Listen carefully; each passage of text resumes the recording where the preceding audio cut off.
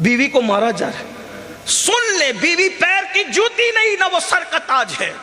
ہمارے مذہب میں یہ ہے اللہ نے بیوی کو انسان کی بائیں پسلی سے پیدا کی، ہر چیز کے لیے دائیں کو پسند کیا اور بیوی کی پیدائش کے لیے بائیں کو پسند کیا. حکمت یہ ہے کہ بائیں طرف دل ہوتا ہے، دل. اور پھر اللہ نے سر کی ہڈی سے نہیں، پیر کی ہڈی سے نہیں، مضبوط ہڈیوں سے نہیں، انسان کی ہڈیوں میں سب سے کمزور ہڈی کوئی ہے تو وہ پسلی کی ہڈی ہے. اللہ نے عورت کو سب سے کمزور ہڈی سے پیدا کیا. یہ پسلیاں بہت کمزور ہے، اگر ٹوٹ جائے تو جلدی جڑ بھی نہیں سکتی، اتنی کمزور ہے. مگر اتنی کمزور ہونے کے بعد بھی اللہ اکبر، جو پورے دل پورے جسم کا بادشاہ ہے جسے دل کہتے ہیں، دل کی حفاظت اگر کوئی کرتا ہے تو نہ ہاتھ کی ہڈیاں کرتی ہے نہ پیر کی ہڈیاں کرتی ہے. دل کی حفاظت اگر کوئی کرتا ہے تو یہی کمزور پسلیوں کی ہڈیاں کرتی ہے. خود تو ٹوٹ جاتی ہے مگر دل کو توڑنے نہیں. اسی طرح بیوی ہے، بیوی سارے دکھ جھیلتی ہے مگر شوہر پر آنچ نہیں آنے دیتی. قرآن نے کتنے خوبصورت لب و لہجے میں بیوی اور شوہر کا رشتہ بیان کیا. ہننا لباس لکم وانتم لباس لہن. شوہر بیوی کا لباس ہے اور بیوی شوہر کا لباس. لباس کسے کہتے ہیں؟ موسم کے ظلم سے اگر کوئی بچا رہا ہے تو لباس ہے. موسم کی تمازت سے کوئی بچا رہا ہے تو لباس ہے. کانٹوں سے اللہ اکبر اگر کوئی بچا رہا ہے تو لباس ہے.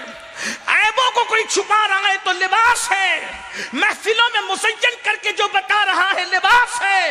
عزت کی منزل کو جو پہنچا رہا ہے لباس ہے. ارے لباس ہی تو ہے. اگر پھٹا پرانا پہن کے جاؤ تو بڑی شادیوں سے بھگا دیے جاؤ اور اگر قیمتی پہن کے جاؤ تو عزت کے ساتھ بٹھائے جاؤ. لباس جتنا اچھا ہوگا عزت اتنی بڑھے گی. اور آج کے ظاہری دور میں تو اور زیادہ ہے. لوگ پھٹیچر ہوتے ہیں لیکن اچھا لباس پہن کے آتے ہیں تو ان کو ڈانٹنے بھی ڈر لگتا ہے کہ پتہ نہیں کون ہو. اسی لیے چور لوگ بھی اکثر قیمتی لباس میں آج پاکٹ مارنے کے لیے گھومتے تاکہ شک نہ ہو. تو لباس اچھا تلاش کرو کیونکہ بیوی لباس ہے شوہر کے لیے اور شوہر لباس ہے بیوی کے لیے. لباس کا ایک بڑا کام ہوتا ہے چھپا لینا. چھپا جو شوہر بیوی کے عیب نہ چھپا سکا وہ سچا شوہر نہیں ہے اور جو بیوی شوہر کے عیب نہ چھپا سکی وہ سچی بیوی نہیں ہے. تو بہرحال بائیں پسلی سے، دل کے قریب کی پسلی سے. اور یہ بھی حدیث پاک ہے، جس نے کسی نے اپنی بیوی کو گالی دی، فقیہ ابو اللہ سمرقندی اپنی کتاب میں لکھ رہے ہیں، جس نے اپنی بیوی کو گالی دی پہاڑ برابر بھی اعمال لے کر کے آئے گا تو اللہ اس کو جہنم میں داخل فرمائے. آج تو بیوی کو گالی دینا کوئی عیب ہی نہیں، یہ ماں بہن کی تولتے رہتے ہیں. سرکار غریب نواز رضی اللہ تعالیٰ فرماتے ہیں جو کسی مومن کو گالی دے مرتے وقت تو اس کی زبان پہ کلمہ نہیں آئے گا، میں اس بات سے ڈرتا ہوں. عام مومن کو گالی دو تو مرتے وقت کلمہ نہیں آئے، شریک حیات کو کوئی گالی دے وجہ علم نہیں ہے. اللہ کے رسول نے جان کے دشمنوں کے لیے دعائے ضرر نہیں فرمائی. دعائے ضرر کا مطلب سمجھتے ہیں؟ ہلاکت کی دعا. میں بد دعا نہیں کہہ رہا ہوں، میں بد دعا نہیں. ہمارا مسلک سراپا ادب ہے، ہم نبی کے لیے بد دعا کے الفاظ نہیں کہتے اور یہ فکر ہمیں امام اہل سنت نے عطا فرمائی. ہم فکر رضا کے وارث ہیں، فکر رضا ہماری محافظ ہے، اس لیے ہم بہت تول کر بولنا چاہتے ہیں اور دعا کرتے ہیں کہ اللہ ہماری زبانوں کی حفاظت فرمائے. ہاں اور یاد رکھیے ہم جب بھی منبر پر آتے ہیں تو کوئی ضروری نہیں ہے کہ ہر کہنے والے کی بات کی ہم تصدیق کریں. ہماری تصدیق ہر منبر پر اسی بات کی ہے جو شریعت مطہرہ کی حدوں میں ہے اور جو شریعت کی حد میں بات نہیں کہی گئی ہم اس سے بیزار. کہیں کسی منبر پر اگر شریعت کی حد سے بات باہر ہوئی ہم اس کے معید نہیں ہیں نہ ہم اس کے ذمہ دار ہیں. یہ بات یاد رکھنا. دعائیں ضرر نہیں فرمائی جسے لوگ بد دعا کہتے ہیں. ہم نبی کے لیے کسی چیز کو بد نہیں کہتے. بات سمجھ میں آتی؟ اس لیے کہ ان کی کوئی چیز بد ہے ہی نہیں، وہاں بد کی گنجائش ہی نہیں ہے، وہاں تو سب حسن ہی حسن ہے. جتنا حسن تھا انہیں عطا کیا اور جو حسن نہیں تھا انہیں نہیں عطا کیا. یہ حضور کی شان ہے صلی اللہ علیہ وسلم. تیرے تو وصف ऐब तनाही से है बरी, हैरान हूं मेरे शाह मैं क्या क्या कहूं तुझे। मेरी कौम के जवानों बीबियों पे जुल्म करने वालों, उन्हें मारने वालों, उन्हें पीटने वालों, ध्यान से सुन लो, तंदान शहीद करने वालों के लिए हलाकत की दुआ नहीं की। अल्लाह के रसूल सल्लल्लाहु अलैहि वसल्लम का खून गिराया गया, हलाकत और तबाही की दुआ नहीं की। हुजूर को जख्मी कर दिया गया, हत्ता के हुजूर के मुकद्दस चचा का कलेजा चबाने वालों ने कच्चा कलेजा चबाया, हुजूर ने उनके लिए भी हलाकत की दुआ नहीं की। हुजूर अलैहिस्सलाम ने सगे चचा के कातिल के लिए भी हलाकत की दुआ नहीं की। लेकिन एक खातून आकर के अर्ज करती, आका मेरा शौहर मुझे मारता है, तो मैं उससे मेरा नाम लेके कहना कि अब वो न मारा करे। शौहर से कहा, हुजूर ने कहा नहीं मारना, फिर मारा। फिर आगे कहती हुजूर उसने फिर मारा।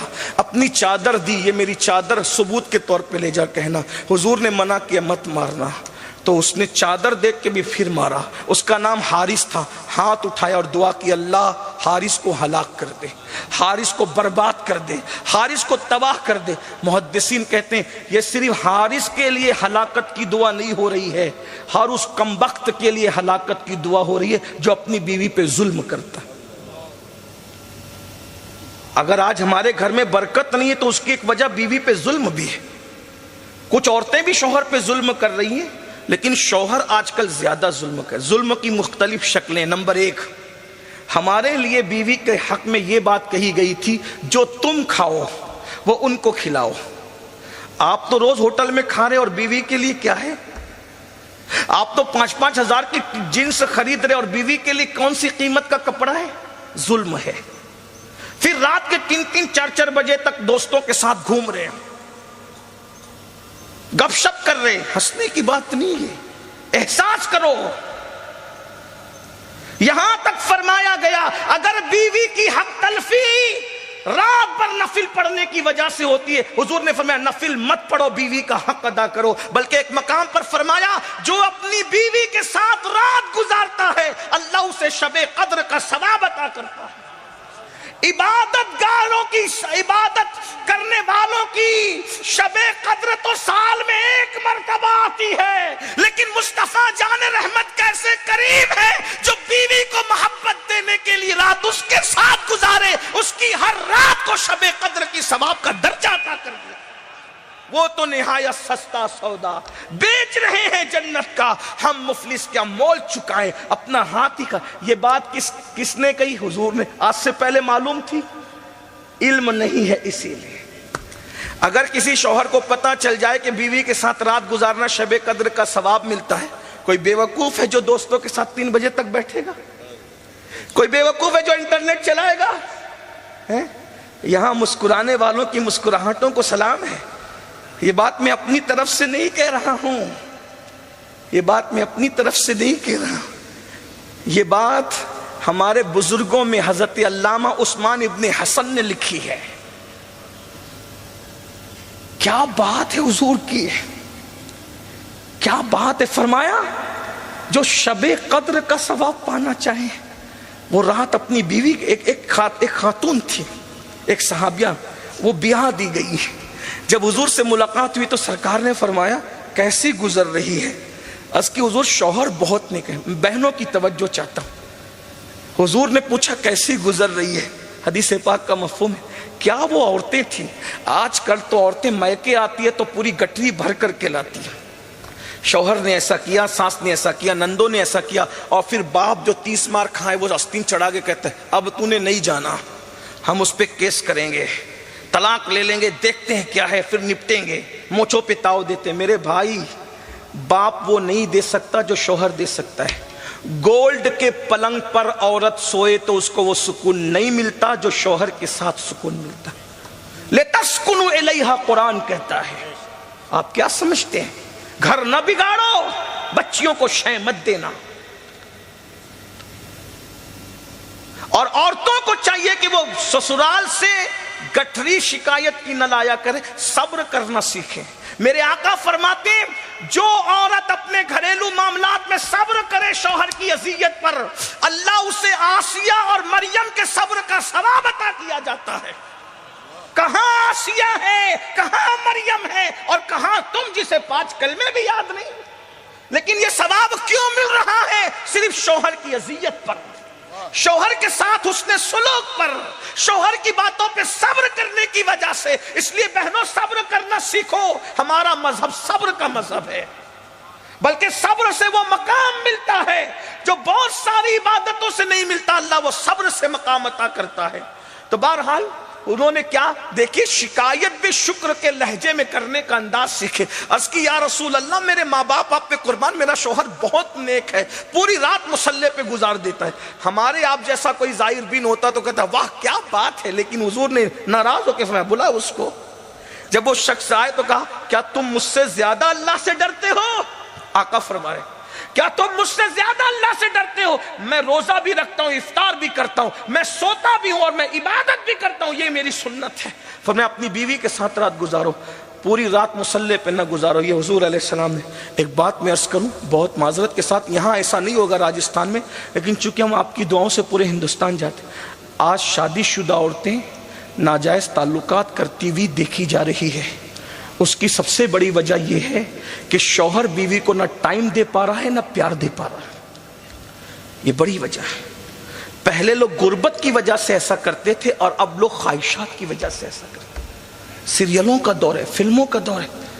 اب حضور علیہ السلام کے بارے میں ہم نے جب سیرت پڑھی، بہت پڑھا لکھا تو نہیں ہوں لیکن جتنا سیرت پڑھی میں نے دیکھا، حضور علیہ السلام نے زندگی کا کوئی سفر بیویوں کے بغیر نہیں کیا، حتیٰ کہ جنگ کا سفر بھی کیا تو اپنی بیویوں کو ساتھ میں لے کے کیا۔ حضور کا کوئی سفر بیویوں کے بغیر نہیں ہے۔ امام احمد ابن حنبل رضی اللہ تعالیٰ کی بیوی رات میں انتقال کرتی ہے، دوسری رات آنے سے پہلے آپ دوسری بیوی سے نکاح کرتے اور فرماتے ہیں ایک رات بھی میں بیوی کے بغیر اس لیے نہیں رہ سکتا کہ کہیں شیطان اپنا کام نہ کر جائے۔ اور یہاں تو بیویوں کے بغیر پوری رات گزار رہے ہیں، بلکہ کہیں اور بھی گزار رہے ہیں۔ تو بات سمیٹتے ہوئے میں نے پہلے ہی کہا تھا سردی کا موسم میں خیال کروں گا، میں سمیٹ رہا ہوں بات کو۔ اگر بیوی ستائے، منہ چلائے، پہلی بات تو یاد رکھنا مجھے کسی کی بیوی ایسی نظر نہیں آتی جو منہ نہ چلائے۔ اگر کوئی کہے کہ میری بیوی نہیں چلاتی تو میں اس کی بات پہ یقین نہیں کر سکتا۔ اس کی وجہ بتاؤں، جناب خلیل اللہ کی بیوی بھی ان کے ساتھ منہ چلا رہی، حدیث ہے، مصنف ابن عبد الرزاق میں حدیث موجود ہے کہ حضرت سارہ نے جب حضرت ابراہیم خلیل اللہ کے ساتھ بحث کی اور ان کے ساتھ کچھ باتیں کی تو حضرت خلیل اللہ نے عرض کی مولا میرے اللہ یہ سارہ میرے ساتھ اس طرح زبان چلا رہی ہے مولا۔ تو اللہ نے فرمایا ابراہیم تمہیں نہیں پتا کہ ہم نے عورت کو ٹیڑھی پسلی سے پیدا کیا ہے، جب تک اس کے دین میں خرابی نہ آئے اس سے چشم پوشی کرتے رہو اور اس کو نظر انداز کرتے رہو۔ ابھی آپ نے مفتی صاحب کی بلا سے، مفتی اعظم راجستھان سے، حضرت ام کلثوم اور سیدنا فاروق اعظم کا ذکر سنا۔ ایک مرتبہ سیدہ ام کلثوم سیدنا فاروق اعظم سے بحث کر رہے، ایک صاحب، وہ بھی کون؟ حضرت جابر ابن عبداللہ انصاری، ان کی بیوی کی شکایت لے کر کے وہ فاروق اعظم کے پاس آئے، اور شکایت کیا تھی پتہ ہے؟ اگر حدیث میں یہ الفاظ نہ آتے تو شاید میں بیان نہ کر، مصنف کی طرف آپ دیکھیں، اب حضرت علامہ عبد الرزاق نے اپنی مصنف میں لکھا، جابر یہ شکایت لے کر آئے امیر المومنین میری بیوی مجھ پہ شک کرتی۔ اندازہ کریں آپ کون لوگ جن کے تقدس پر فرشتے بھی حیرت زدہ ہیں، جن کا تزکیہ مصطفیٰ جان رحمت نے نگاہوں سے فرمایا۔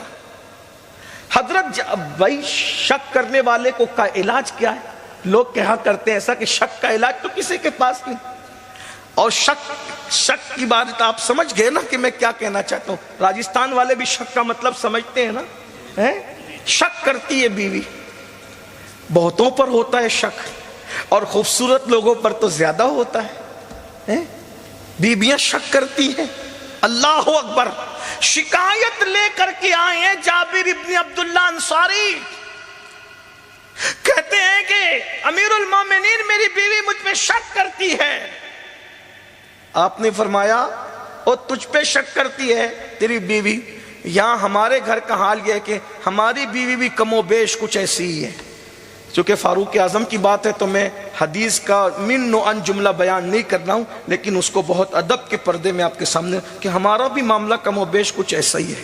تو وہاں حضرت عبداللہ ابن مسعود موجود تھے. انہوں نے کہا امیر المومنین وہ ایسا کہہ رہے ہیں، آپ ایسا کہہ رہے، تو آپ نے نہیں سنا کہ حضرت ابراہیم خلیل اللہ نے اللہ سے عرض کیا کہ اللہ سارا ایسا کرتی ہے؟ تو اللہ تبارک و تعالیٰ نے فرمایا کہ ہم نے اس کو ٹیڑھی عورت کو ٹیڑھی پسلی سے بنایا، سیدھا نہیں کرنا اس کو. ہم نے ٹیڑھی پسلی سے بنایا، عورت کو سیدھا کرنے کی کوشش مت کرنا. اور سیدھا کرنا کیا ہے؟ طلاق ہے. توڑ دو گے یعنی سیدھا کرنے کی کوشش، توڑ دو. توڑنا کیا ہے؟ طلاق ہے. سیدھا کرنے کی کوشش مت کرنا ورنہ توڑ دو گے. یہ توڑنا طلاق ہے. اللہ نے ان کو ٹیڑھی پسلی سے بنایا ہے، ان کو ویسے ہی رہنے دو. چشم پوشی کرتے رہو، گزارا کرتے رہو، نباہ کرتے رہو. فاروق اعظم کہتے ہیں ابن مسعود اللہ نے تجھے عقل کامل عطا فرمائی ہے،